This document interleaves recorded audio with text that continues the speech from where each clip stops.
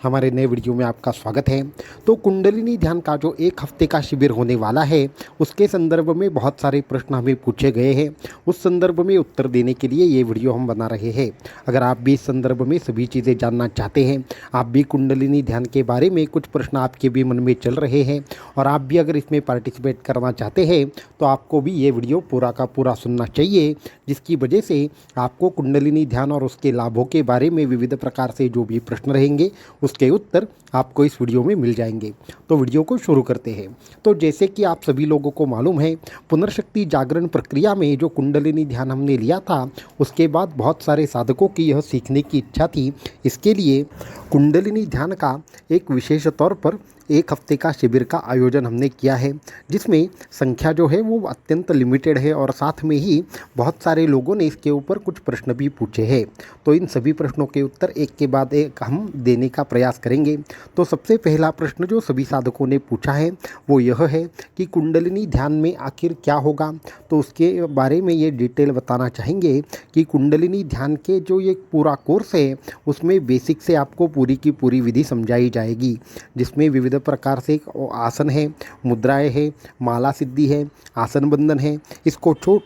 इसको छोड़कर हमारे शरीर में जो भी चक्र रहते हैं उस पर ध्यान कैसे करना है, इस ध्यान की विधि क्या है, ऐसे अनेकों चीज़ें आपको 1 हफ्ते में सीखने को मिलेगी। दूसरा प्रश्न इस संदर्भ में यह पूछा गया है कि ये किस तरीके से हमारे आध्यात्मिक जीवन में या फिर बाकी के जो भी हमारी तंत्र मंत्र की उपासनाएं हैं उसमें किस तरीके से ये लाभदायक होगा। तो उस पर भी हम उत्तर देना चाहेंगे कि ये प्रक्रिया जो भी साधक सीखेंगे, उनकी जो बेसिक जो साधना वो करते हैं उसमें काफ़ी ज़्यादा सुधार आएगा। उसके साथ में ही उनको जो भी साधना करते हैं उसमें बहुत जल्द अनुभूतियाँ आना शुरू हो जाएगा, क्योंकि इससे आपके शरीर की जो ऊर्जा है उसका संतुलन हो जाएगा, आपके जो मंत्र है वो सिद्ध होना शुरू हो जाएगा। और तीसरी और अत्यंत महत्वपूर्ण चीज़ है कि आपको साधना कैसे करनी है, ये हमसे 7 दिन में सीखने का अवसर मिलेगा, जिसके माध्यम से हम जैसे उपासना करते हैं वो आप भी कर पाएंगे। तीसरा प्रश्न जो साधकों ने सभी पूछा है या फिर बहुत सारे साधकों ने पूछा है वो यह है कि इस उपासना के माध्यम से क्या हमें कुंडलिनी चक्रों को जागृत करने का अवसर मिलेगा। तो हाँ, ये इस प्रश्न का थोड़ा सा विस्तार से उत्तर देना चाहेंगे। जो भी हमारे शरीर के कुंडलिनी के चक्र होते हैं उनके विशेष प्रकार से बीज मंत्र होते हैं, और साथ में ही ये बीज मंत्र जैसे जैसे हम उच्चारित करते जाते हैं वैसे वैसे उस चक्र की जागृति होना शुरू हो जाता है। तो धीरे धीरे आप जैसे जैसे इस ध्यान के बारे में सीखते जाएंगे वैसे वैसे उस विशेष चक्र के संदर्भ में जो भी शक्तियाँ रहेगी, जो भी वाइब्रेशंस रहेगी, वो आपकी जागृत होना शुरू हो जाएगा और आपको विशिष्ट प्रकार से उस चक्र की कुछ शक्तियों का आभास होना शुरू हो जाएगा। आगे चलकर अगर आपका अभ्यास अच्छा रहा तो आप इसमें और भी ज़्यादा डिटेल में बहुत सारी चीज़ें इस कुंडलिनी ध्यान के माध्यम से हासिल कर सकते हैं। अगर आप एक प्रश्न साधक ने एक पूछा है कि किस तरीके से कुंडलिनी ध्यान हमारे जो आध्यात्मिक चीज़ें हो या फिर विशिष्ट प्रकार से शक्ति जागरण हो उसमें मदद करता है। तो इसमें हम उनको बताना चाहेंगे कि कुंडलिनी ध्यान ही सर्वतोपरि तंत्र की साधना का मुख्य केंद्र है, आध्यात्मिक साधना का केंद्र है, नाम जप का भी केंद्र है। हमारे शरीर में जो भी चक्र होते हैं वही हमारे शरीर में समस्त प्रकार की जो चीज़ें हैं, समस्त प्रकार की संस्थाएं हैं वो कंट्रोल करते हैं। हमारे कर्म के अनुसार ही हमारे जो चक्र रहते हैं उसको शक्ति प्रदान होती है।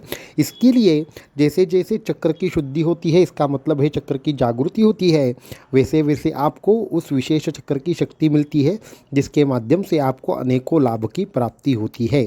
इसलिए इस कुंडलिनी ध्यान के माध्यम से आपको बहुत बड़ी एकाग्रता का और साथ में ही विविध प्रकार से सिद्धियों का, शक्तियों का जो अनुभव है वह होता है।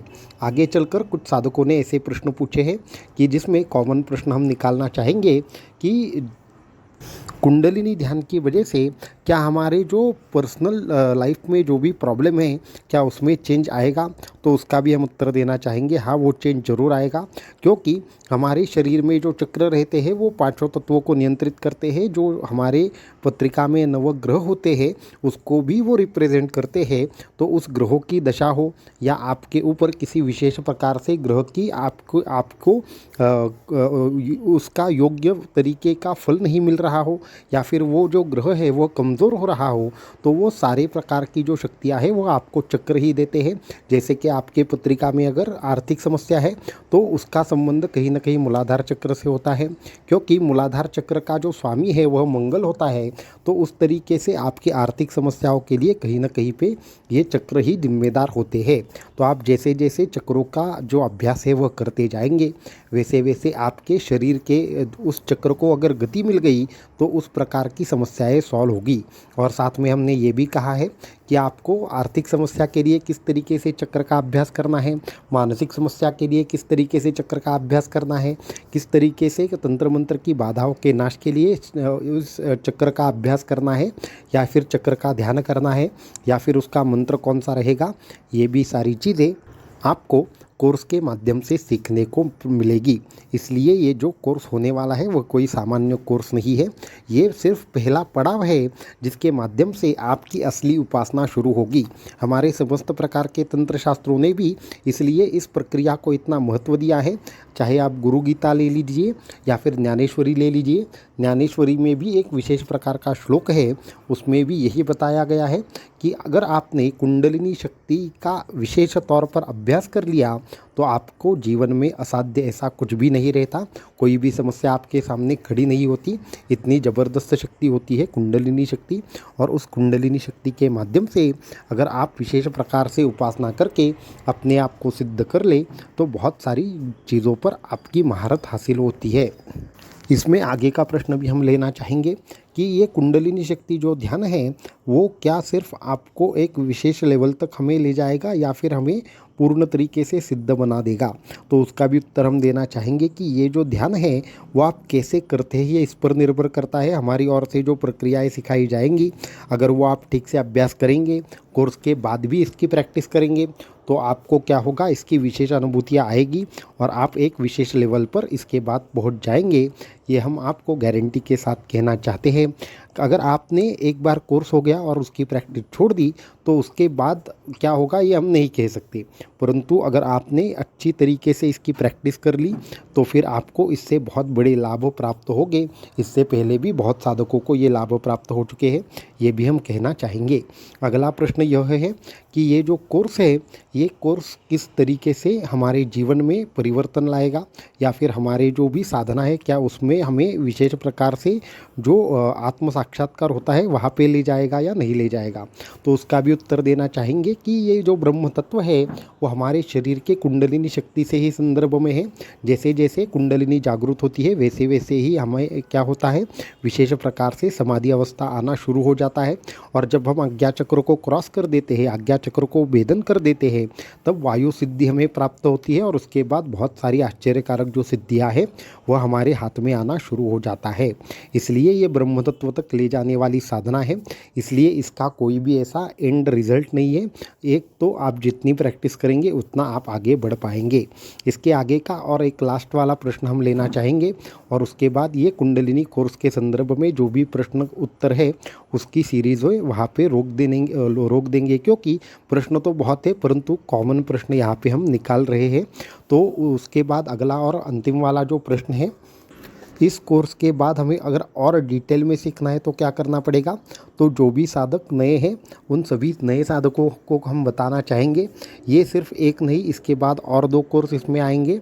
एक तो सभी प्रकार से कुंडलिनी ध्यान मार्गदर्शन है, जो लोग ये कोर्स करेंगे उनको इसके एडवांस कोर्स के लिए अगर अप्लाई करना है तो ये कोर्स कंप्लीट करना उनको अनिवार्य होगा। तो ये कोर्स जो लोग कंप्लीट करेंगे उसके बाद विशेष प्रकार से हर चक्र का अलग से डिटेल में उनको साधना है वह करने को मिलेगी। वहाँ पे उनके चक्रों की पूर्णतः जागृति, उसके बाद उस विशेष चक्र का अगर आपको एक विशेष प्रकार से अभ्यास करना है तो उसके लिए अलग चीज़ रहेगी। उसके बाद उस चक्र का विशेष प्रकार का प्राणायाम रहेगा और वो जो एडवांस कोर्स रहेगा उसके बाद भी और एक एडवांस का सेकेंड टाइप का कोर्स रहेगा जहाँ पे इन विशेष प्रकार के सभी प्रकार के चक्रों की जो जागृति है वो होने के बाद उस पर विशेष प्रकार से देवता का आवाहन कैसे करना है और वहाँ पे पूर्ण जागृति कैसे करनी है। परंतु ये 2 जो एडवांस कोर्स रहेंगे उसके लिए एलिजिबिलिटी ही है कि सभी साधक जो है उन्होंने पहला कोर्स कंप्लीट करना चाहिए और ज़्यादा से ज़्यादा साधक ये कर पाए, इसलिए ये जो कोर्स है वो अत्यंत हमने 50% डिस्काउंट वहाँ पे रखा है और ज़्यादा से ज़्यादा लोग इसमें पार्टिसिपेट करें ऐसा देखा है। तो इस तरीके से जो कोर्स है और उसके बाद में जो भी चीज़ें हैं वो हमने यहाँ पे डिटेल में यहाँ पे रखने का प्रयास किया है। अगर आप साधक हैं, अगर आपने दीक्षा प्राप्त की है तो आपको ये कोर्स और ज़्यादा फ़ायदेमंद होगा, क्योंकि आप सभी शक्तिपात दीक्षा के साधक हैं, आप कुंडलिनी जागृति के साधक हैं, तो आपको ये कोर्स बहुत ज़्यादा सहायता देगा आपकी शक्ति को जो भी आपको अनुभूति करनी है उसके लिए। तो ये सभी साधकों को ज़रूर करना चाहिए और इसके जो भी लाभ है वो भी अनन्य साधारण ऐसे लाभ है। तो फिर ये हुई कोर्स के संदर्भ में जो भी प्रश्न थे वो, और साथ में ही जो साधक ये कोर्स करना चाहते हैं उनको बहुत सारे साधकों ने ये रिक्वेस्ट की है कि गुरुजी 1-2 दिन के लिए ये डेट आगे बढ़ा दी जाए, हम इसमें पार्टिसिपेट करना चाहते हैं। तो उन सभी साधकों को हम कहना चाहेंगे, हमने 3 या 4 दिन का एक्सटेंशन यहाँ पे देने का एक निर्णय लिया है। तो आप जो भी लोग कंफर्म करना चाहते हैं बहुत जल्दी कंफर्म करें। आने वाले 2 दिनों तक व्हाट्सएप तो बंद रहेगा, परंतु सोमवार या मंगलवार बुधवार, तो बुधवार तक आपको ये समय है, ये आने वाले वीक का जो बुधवार है वहाँ तक का समय आपके लिए है। तो तब तक आप ये चीज़ कंफर्म कर सकते हैं, परंतु बुधवार के बाद इस बेसिक कोर्स के लिए एप्लीकेशन पूर्ण तरीके से बंद हो जाएंगे, क्योंकि यहाँ पे संख्या जो है वो हमने लिमिटेड ही रखी है। तो ये कोर्स के संदर्भ में हो गया। अभी आने वाली जो अक्षय तृतीया है वहाँ पे विशेष तौर पर एक विशेष दीक्षा का हमने आयोजन किया है, वो गुरु गीता दीक्षा है। तो वो गुरु गीता दीक्षा क्या है, किन साधकों के लिए है, उसको अप्लाई कैसे करना है और उससे क्या लाभ होगा, ये आने वाले वीडियो में हम ज़रूर बताएंगे। उसके लिए आपको हमारे चैनल के साथ जुड़े रहना है। जो भी लोग अगर दीक्षा का जो प्रावधान है वह लेना चाहते हैं, दीक्षा का जो भी अनुभव है, लाभ है वो लेना चाहते हैं, तो वो सारे के सारे साधक गुरु दीक्षा के लिए अप्लाई कर सकते हैं। परंतु ये जो गुरु गीता दीक्षा है वो विशेष प्रकार की दीक्षा है, वो तंत्र की और एक गुप्त प्रकार की दीक्षा है, जो आज अभी इसी किसी भी प्रकार से किसी भी संप्रदाय में दी नहीं जाती, या फिर बहुत कम संप्रदाय है जहाँ पे ये दी जाती है। तो गुरु गीता दीक्षा के बारे में आने वाले दिनों में आपको हम बताएंगे और आपको इसमें बहुत ज़्यादा मज़ा भी आएगा, क्योंकि ये पूर्ण तरीके से अलग और तंत्र की गुप्त प्रणाली है। तो आप सभी साधक जो भी ये इसमें इंटरेस्टेड है वो ज़रूर इस दीक्षा में सहभागी हो, इसका लाभ लें, और इसके बारे में आने वाले कुछ वीडियोस के अंदर ही आपको बताया जाएगा। अवधूत चिंतन श्री गुरुदेव दत्त।